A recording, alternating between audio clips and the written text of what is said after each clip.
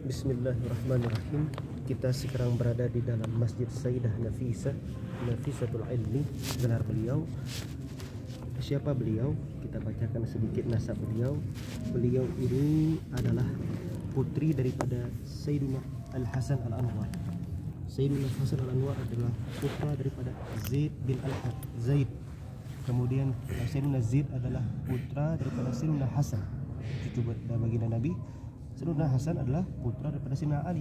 Jadi terah keberapa? Terah ke-6 ke Sayyidina Rasulullah SAW. Beliau ini lahir di Madinah, kemudian hijrah ke Mesir. Hijrah kapan? Beliau itu hijrah ke Mesir itu dengan keluarga besarnya, dengan suaminya, dengan ayahnya, dan itu terjadi pada Ramadan akhir tahun 193 Hijriah. Di Mekah, di Madinah, beliau itu mulazim kubur Nabi Sayyidina baginda Nabi SAW, mulazim di situ, mengajar ilmu, belajar ilmu, kemudian ziarah dan haji. Bahkan disebutkan haji beliau itu sekitar 30 kali dan mayoritasnya itu dengan jalan kaki. Ya salam, 30 kali haji dengan jalan kaki. Bayangkan dari Madinah ke Makkah, perempuan lagi. Ya salam. Pernah dengar beliau tidak mau nikah awalnya.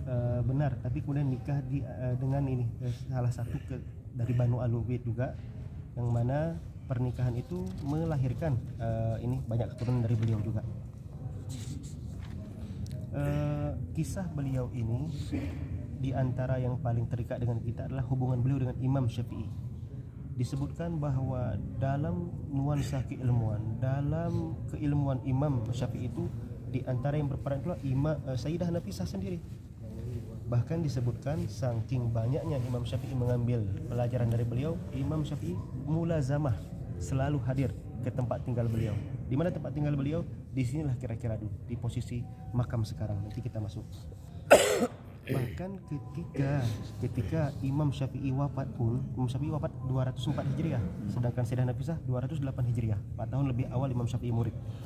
Ketika Imam Syafi'i wafat, dibawa ke sini jenazah beliau untuk dimakamkan, untuk disolatkan, agar beliau bisa menjadi makmum. Siapa menjadi imam? Imam Al-Buwaiti. Imam Al-Buwaiti, murid tertua daripada Imam Syafi'i.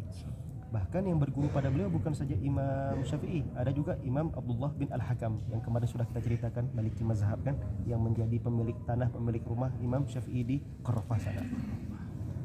Ala kulli hal, apa tujuan beliau datang ke sini tuh di tahun 193-an itu?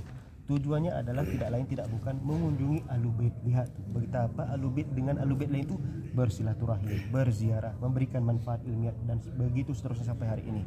Makanya secara terah mereka semakin dekat. Pertanyaan tadi, Kairo didirikan pada masa Fatimiyah, sedangkan ini ceritanya pada masa Abbasiyah. Ngapain mereka kesini?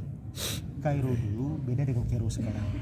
Dulu bahkan sebelum ada Kairo di sini sudah ada pusat. Bahkan selain ada pusat ada namanya Kotoi Ahmad bin Tulun. Ada nggak kota lain di sini, kota Islam lain? Ada. Di sektor Benteng Salahuddin itu ada nama kotanya Kota Al-Askar.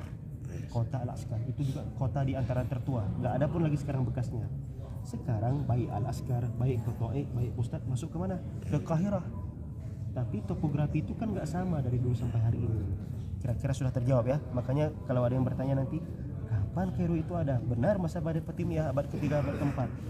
Ala kulli hal, kisah beliau ini yang paling menarik lagi, yang dekat dengan kita adalah sebagai ahli ilmu. Beliau ini pengajar, juga seorang perawi. Apa satu lagi? Zahid dan abidah. Zahidah dan abidah. Dibuktikan 20 kali khatam beliau Al-Quran di tempat khalwat beliau di depan makam Imam Ibnu Athilah Sekandari. Sampai hari ini bahkan dimakmurkan tempat itu kan sebagai tempat bekas beliau bertahanus di sana, beribadah di sana. Waktu itu belum ada makam Athilah. Imam Ibnu Athilah itu abad ke-6 ke-7. Jadi bisa dikatakan Imam ataupun Sayyidah Nafisah itu yang terawal menduduki daerah Muqattam itu. Apakah Muqattam sudah ada? Muqattam dari dulu sudah ada. Bahkan disebutkan oleh Al-Kindi laluan daripada Imam ataupun Sayyidina Nabi ketika Isra Mi'raj.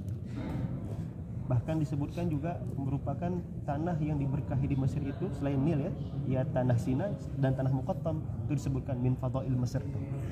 Ala kulli hal, kemudian dipindahkan dari tempat sana ke mana? Ke tempat sini. Apakah ini awalnya juga masjid? Belum.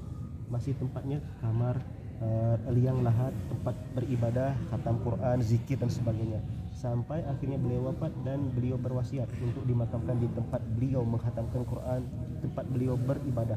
Itu begitu kira-kira. Siapa yang mengkhidmah beliau kemarin sudah kita kunjungi, siapa namanya? Sayyidah Fatimah Al-Aina yang kemarin sudah kita kunjungi sebelum makam Sayyidina Muhammad Asy-Syabihi itu. Nanti kita ziarah lagi berarti ke situ agar kita lebih dekat lagi dengan tokoh-tokoh ini. Tentu pinggir jalan. di pinggir jalan. Itu sebabnya ورزقها استمع منه